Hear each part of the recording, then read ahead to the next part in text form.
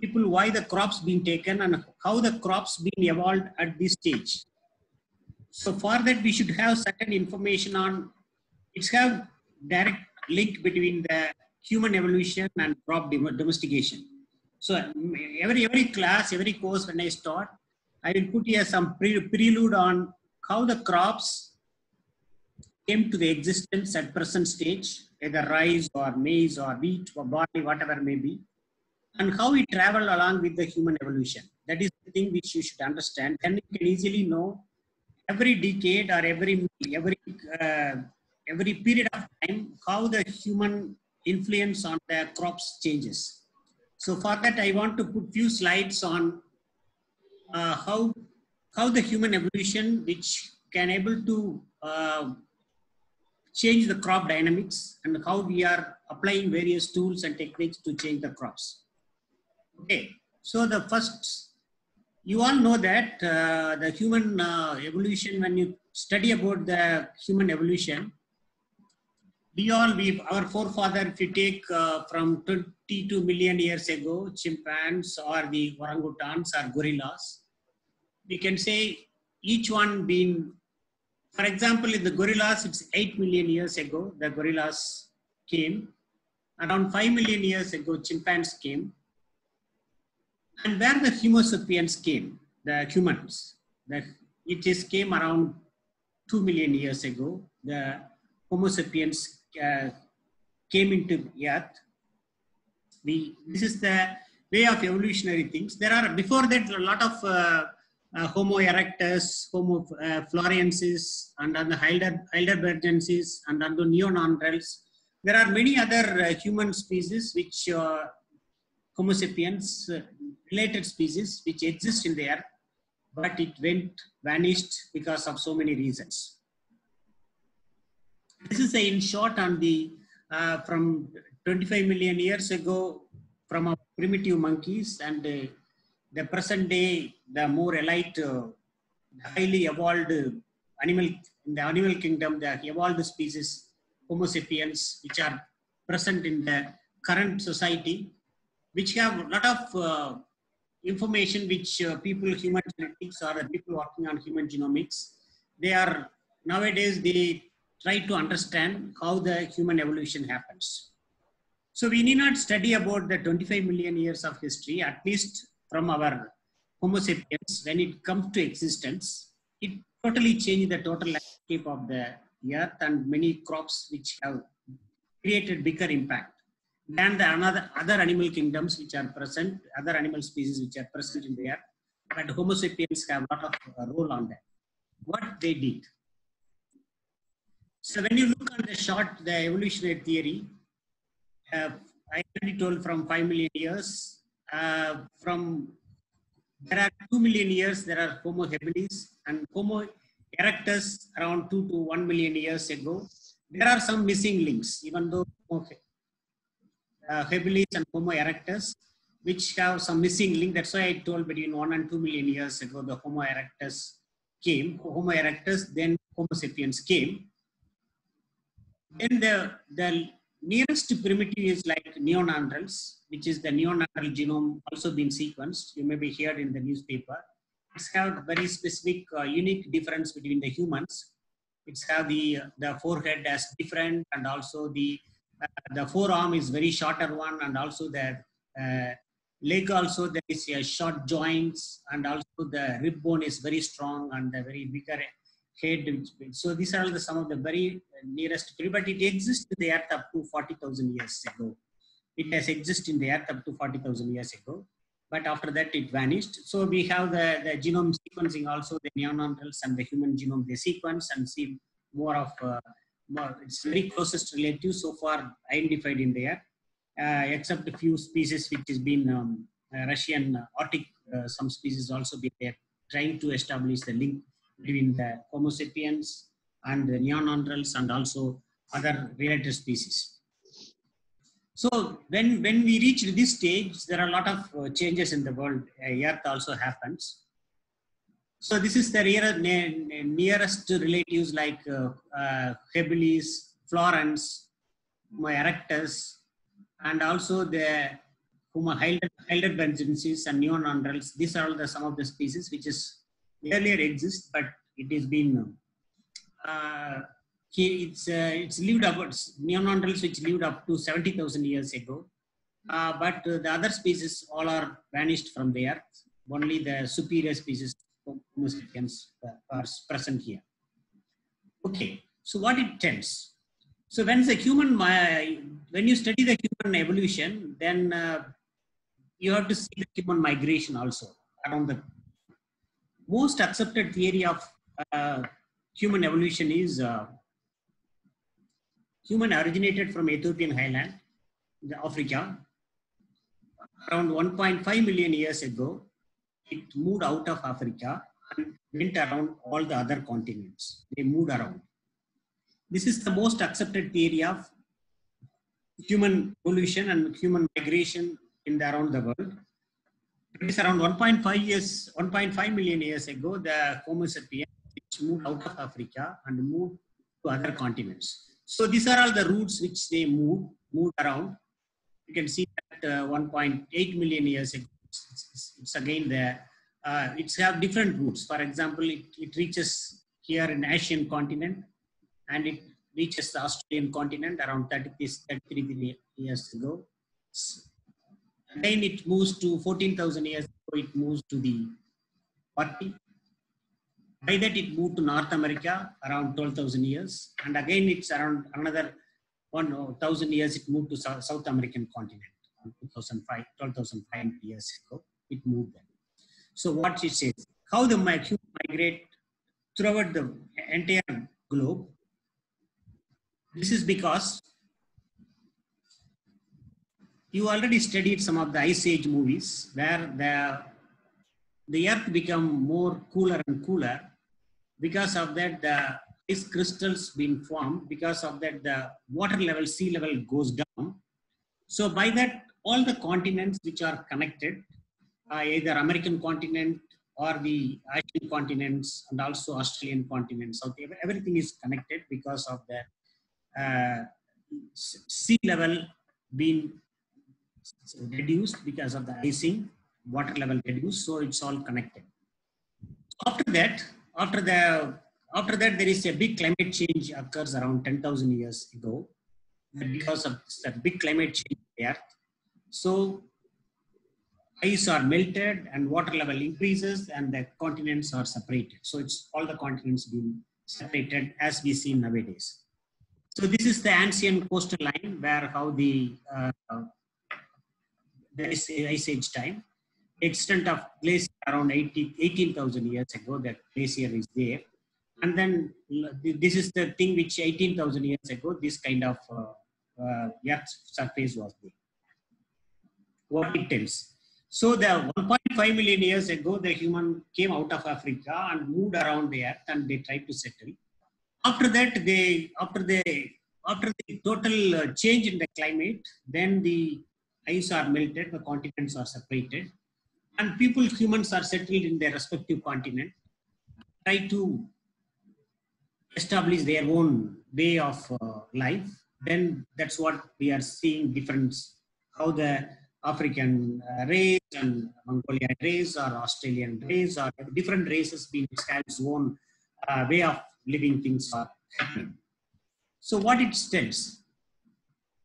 So the Homo sapiens, when you look on that, there is the oldest evidence in Ethiopia 2 million years ago, the presence of Homo sapiens.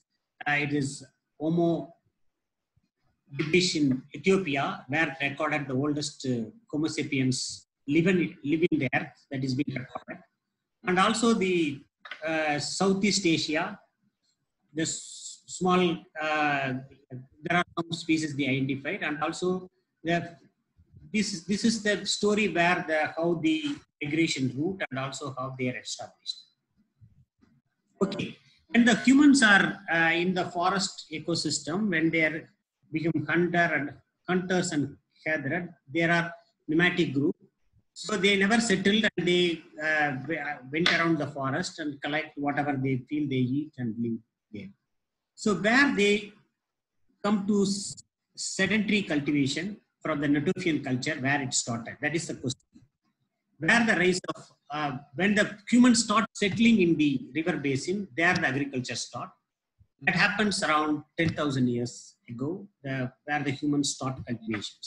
So when you ask the history of when agriculture start, you can say that it is around 12,000 to 10,000 years ago, where the human tried to start settling in the river basin. They try to cultivate the crops, and there the origin of agriculture start, the origin of civilization starts. So when you study the history books, civilization, when you see the Mesopotamia civilization or the Egyptian civilization or Northeast civilization, when we see that, you can see the classical Bronze Age. The first is the Stone Age, followed by Bronze Age. It's all around 8,000 BC. Ended Bronze Age, 8,000 BC, the Bronze Age ended. And also you can see that after that, only we have the history books tells us the Babylonian, old Babylonian kingdoms and the Sumerian, and also there are different kind of kingdoms which exist in the Mesopotamia. Similarly, in the Egyptian kingdom also, Middle Kingdom, Newer Kingdom, Old Kingdom, we can see, and also the ancient East kingdoms also we can see. This is around the history. Around you have 3,000 years of 3,500 years of settlement of history, you can say. But even though the humans tried to settle in the river basin, it's around 10,000 years ago, but they have the history around 3,000, 4,000 years. Now also you can see in our KD civilization or Indus Valley civilization, it takes, the people say that Indus Valley civilization is around 3,000 or 3,000, 4,000 BC. But when you come to now recently, there is a controversy on the Keladi civilization, where nearby Madurai, the new archaeological site, the people say it's more than 5, it's around 6,000 to 7,000 BC. It may be older than the Indus Valley civilization. But the oldest reported civilization is Mesopotamia basin, where present day Iran, Iraq, Syria, and Israel. One day it is one of the Fertile Crescent. It is the wealthiest place in the earth and is a very greener one, where that time this is the first people, they tried to settle in the Euphrates and Tigris river basins. This is the Mesopotamia area, where this is the oldest civilization.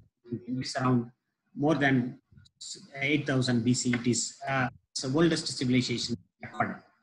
Okay. So when you see that this is the Indus Valley civilization, also the Vedic period and classical, and before that this is the Egyptian civilization, and also the Chinese civilization also, which is very recent, around 3,000 BC. So these are the civilization which I already studied in your history books, Zibo period, Zhang period. There are different periods you studied in the history books. So it's what it tells. The earlier signs of process leading to sedentary culture can be seen in the Fertile Levant, that is Mesopotamia, around 12,000 BC. The people, the human beings, when they are in the Natufian culture, they become sedentary. When the hunter and gatherers, they try to settle in the river basin and become sedentary. There the agriculture society started. It's around 10,000 years of civilization. So this civilization, what it tells.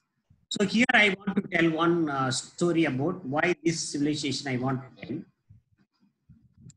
When you work on any genes, when you want to map on any gene, or when you work on the specific trait, the one such story which I will share the paper, which is cell, which we have a very long period.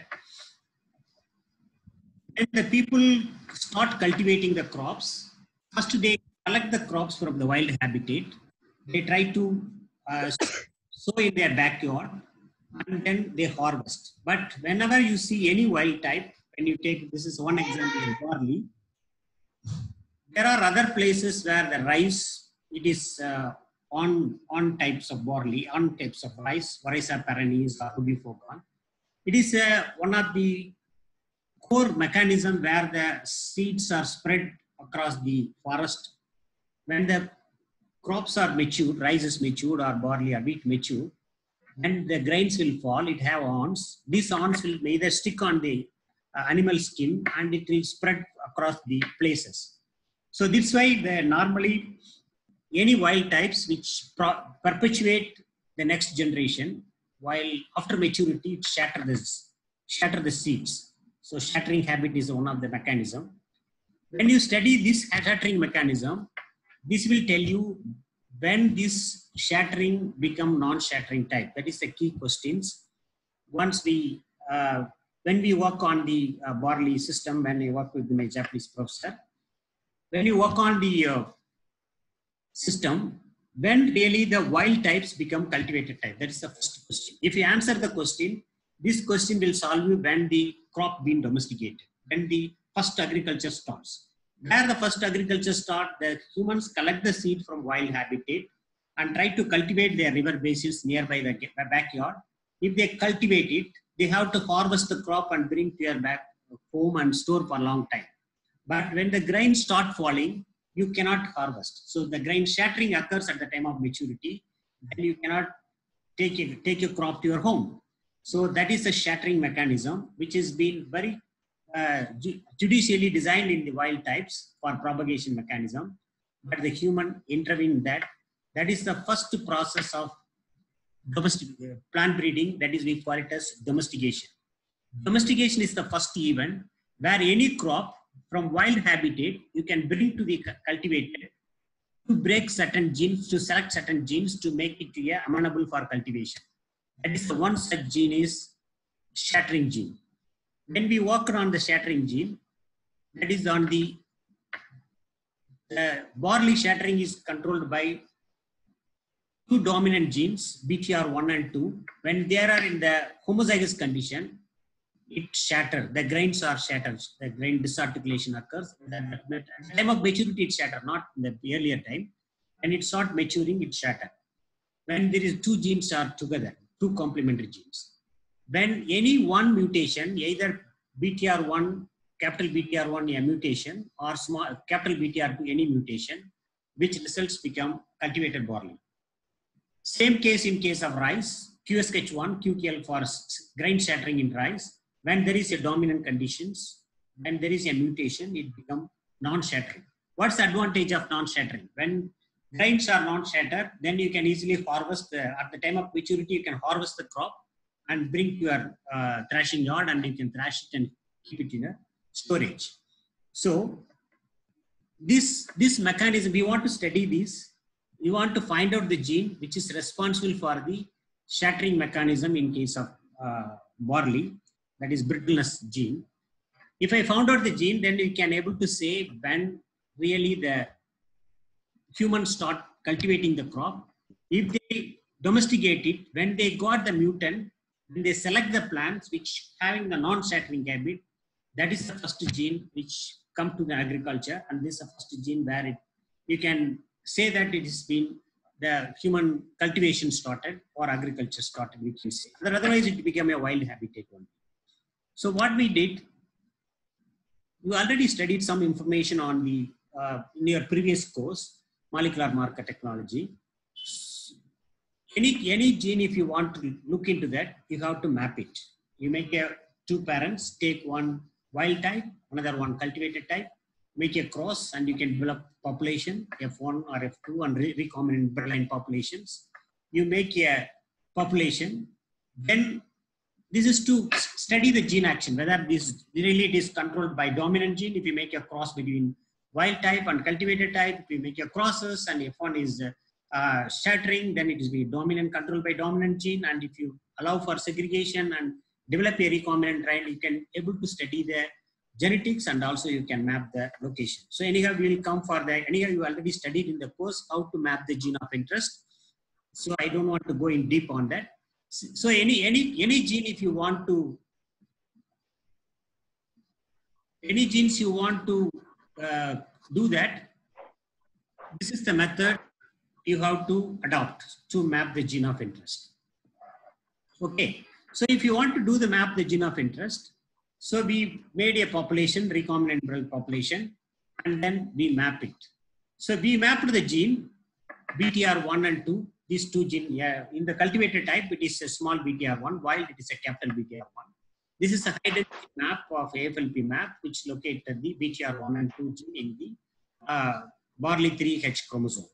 Once you map it, then you have to check with the comparative map, different maps, wild into cultivated, another types. This is the recombinant inbred population. The first map is we did by recombinant inbred population between two cultivated types. Azumamugi and KNG, when you map it. So when in the real population, we mapped the gene of interest, and then we tested in the wild into cultivated types. And then we narrow down the region. So now the gene is between very closest flanking marker. The BTR1 is flanked by 2 markers, similarly BTR2. These are two complementary genes which located very near to each other. That we'll discuss later on how the fine mapping, etc. during the classes. So this time just I want to show that when we map a fine map the gene, and then if you go for back library screening, then you can locate on the physical map. And we found out this is the wild type, OUH602, Morax cultivated type, Carnarvon cultivated type. When you sequence the region, the back region, we pull out the back region, which is corresponding to the location. If you sequence it, finally, the OR of one region, which is differ in the cultivated and wild type, this capital BTR1, cultivated type, small BTR1. When you sequence this region, there is a 1 base pair deletion, which is responsible for dominant gene become recessive and totally change the phenotype from shattering to non-shattering. Similarly, the OR of 3 region, there is a BTR, capital BTR2, which are 11 base pair deletion, become small BTR2. There is another mutation, this other gene, this also become cultivated. So we got the cultivated types just by mutation from the wild type. This moved in the fine mapping, then after the physical mapping, then so once you got the gene, you know that this is the gene responsible for the shattering happening. Then what we did, this gene already been, once you got the gene, then you have to transfer into the cultivated types. Then if you transfer the capital BTR1 gene in the cultivated type, then it become shatter. So non-shattering becomes shatter. You are creating another wild type. So similarly, BTR2 gene also, if you transfer to the cultivated type, capital BTR1 dominant gene, this become shattering. So we prove that the 1 base pair deletion in BTR1 gene and 11 base pair deletion in BTR2 make that become a shattering become non-shattering. So this way, the people nowadays, they try to find out the gene which is responsible for the domestication process. So by that we can get here, if you know that the first, this is the gene which already been recorded. So what we did, this been studied in a location where it is been cultivated. For example, this case, I already told you the cradle of civilization, the Mesopotamian civilization, where the Fertile Crescent. This is the region where the barley is originated.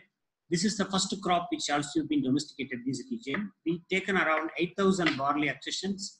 We sequence that smaller region, BTR1 and 2 region, all the accessions, and find out there is a gene wild type and also cultivated type which is always present in the center of origin place.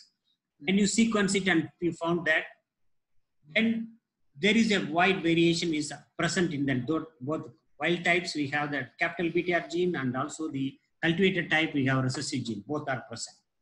The wild type, when you look on the fossil record, archaeological data, when you look into that, around 12,000 years ago, there is a old archaeological site, they collected the grains, which we seen that those grains, when you sequence it, the wild barley, which is having dominant gene. Same around 10,000 years, some of the archaeological sites, we have the samples and we sequence it. We have the cultivated types, which have the small BTR1 gene. So this clearly proved that not only the archaeological data and germplasm data, which says that between 12,000 to 10,000 years ago, the wild barley been made to cultivation because of the human intervention and the domestication site is being found out.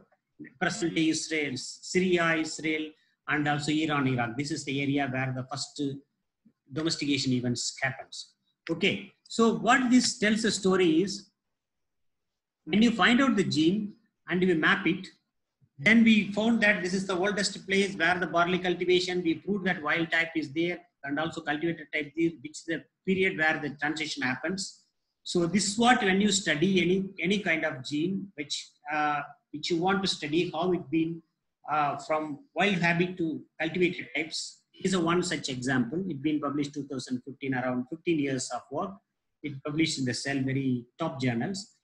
So this is tell us that story that how the genes are changed from the first human intervention.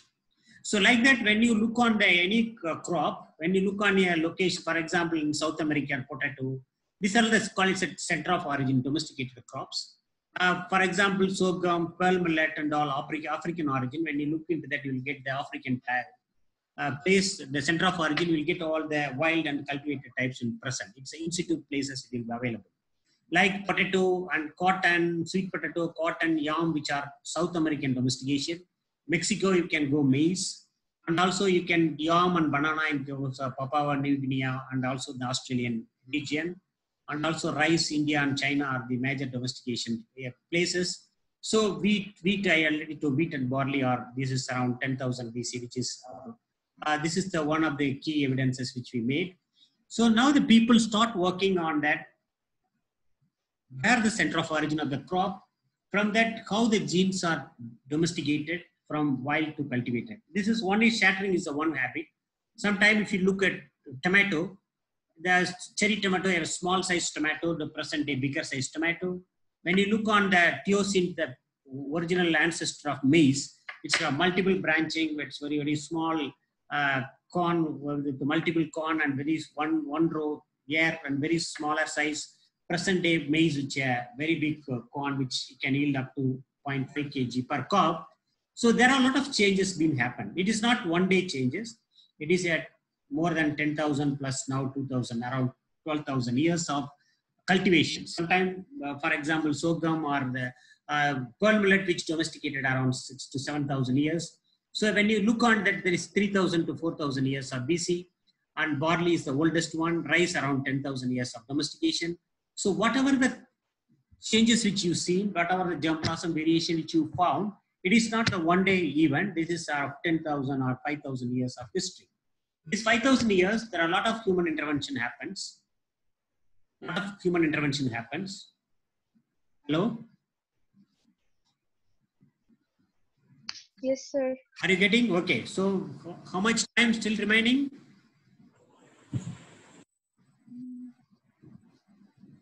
Maybe another 5 minutes, I will stop that. Maybe 30 minutes, we have to stop. Okay. So what I want to tell now is, when you study any crops, which we are going to discuss in our cereals, or the self-pollinator crop or cross-pollinator crops, or the crops which rice or maize, which you are seeing the present day, it is not a one-day event. It is a very long event that is more than 5,000 years of changes.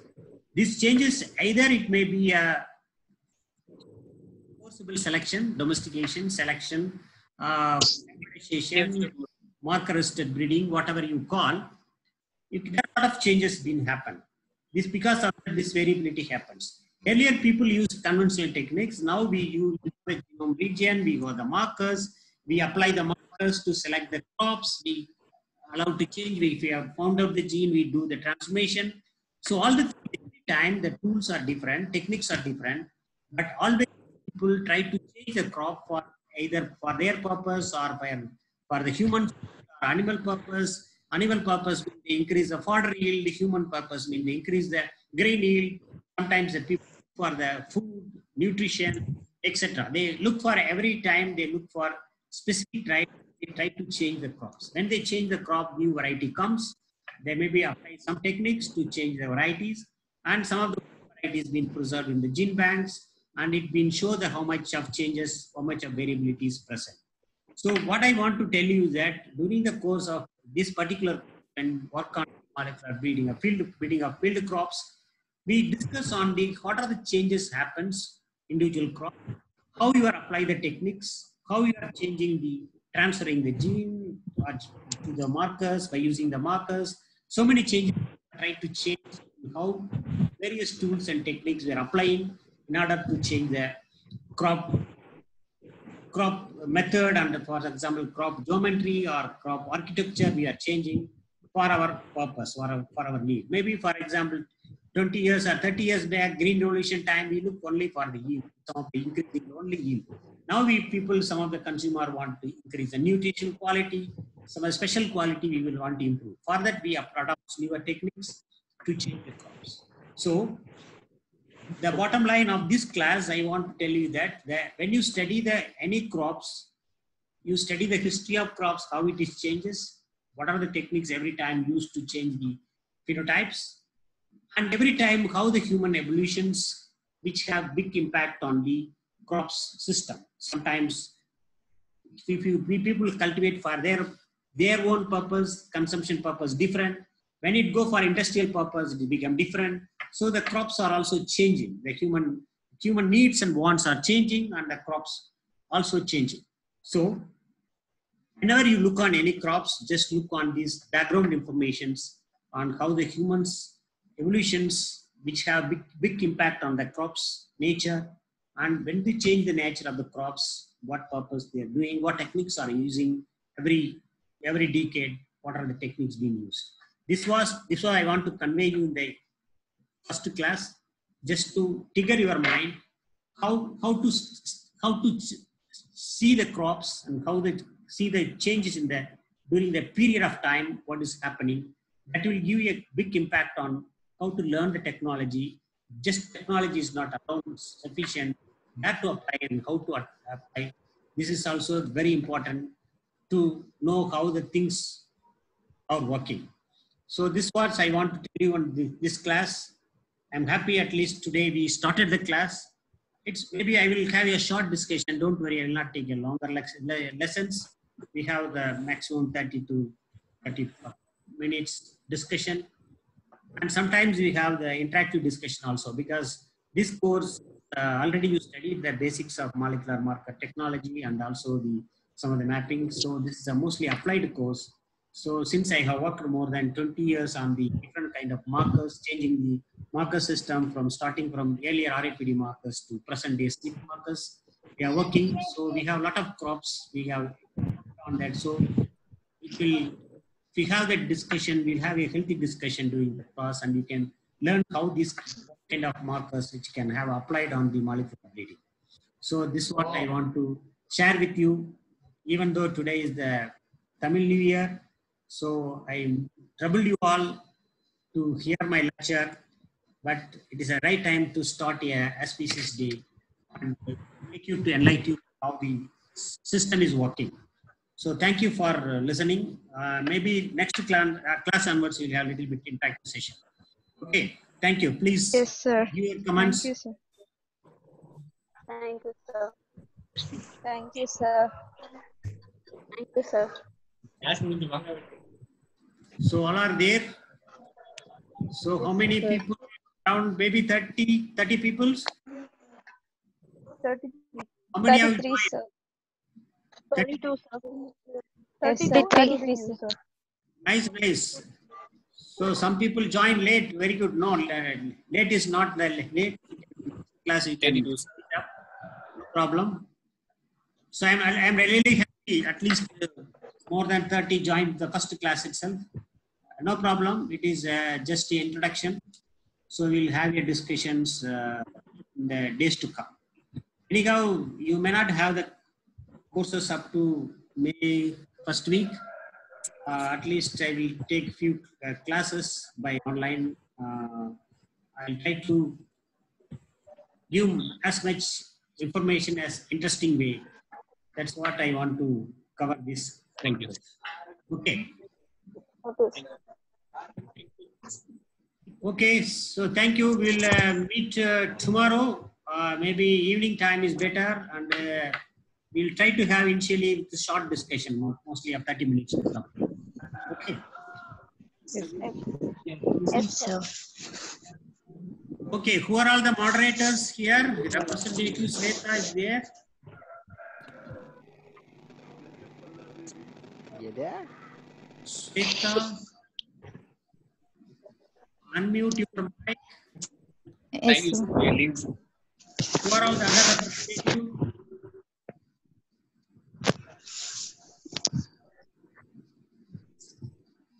Yes, sir. Hello, sir. Who else?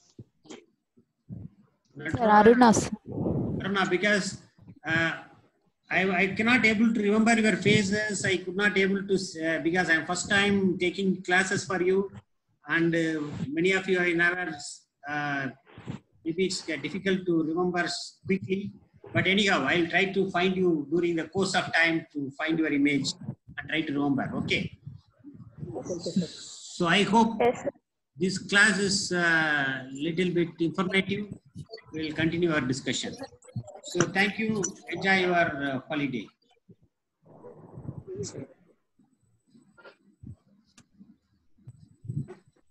Okay. See you guys. We'll stop the presentation. Okay. Thank you. Thank you, sir. Again, once again, Anil Puttandu Valthukal. Thank you. Same to you, sir. Tamil Puttandu Valthukal, sir.